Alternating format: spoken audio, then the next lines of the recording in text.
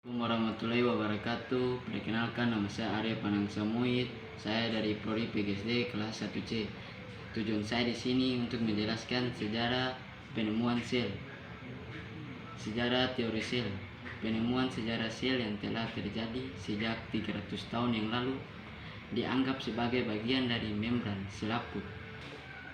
Perkembangan sel ini dimulai sejak seorang ahli yang bernama Robert Hooke pada tahun 1665 melakukan pengamatan pada sayatan gabus yang merupakan sel-sel mati.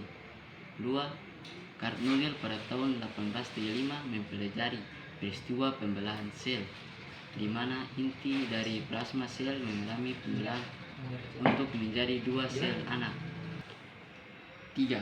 Rudolf Virchow 1859 dengan menggunakan mikroskop dapat menyimpulkan bahwa semua sel berasal dari sel-sel yang telah ada sebelumnya. Antonia van Leeuwenhoek 1674 menggunakan mikroskop sederhana untuk melihat mikroba jasad renit dalam air serta bagian-bagian yang terkandung dalam cairan tubuh makhluk hidup. Teori sel berdasarkan hasil penelitian para peneliti, mereka menghasilkan beberapa teori yang dikenal sebagai teori sel sebagai berikut. 1.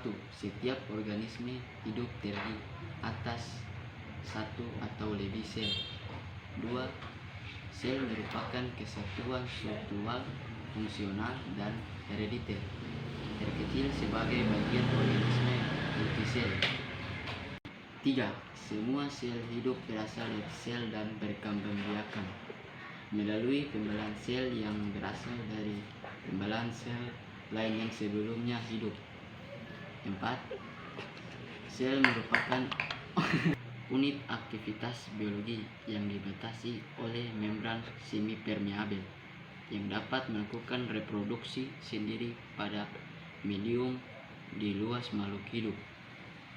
5. Sel mengandung materi yang diwariskan kepada keturunannya selama pembelahan. Sekian presentasi dari saya tentang sejarah penemuan sel. Bila ada salah kata dan kekurangan dari saya, mohon dimaafkan.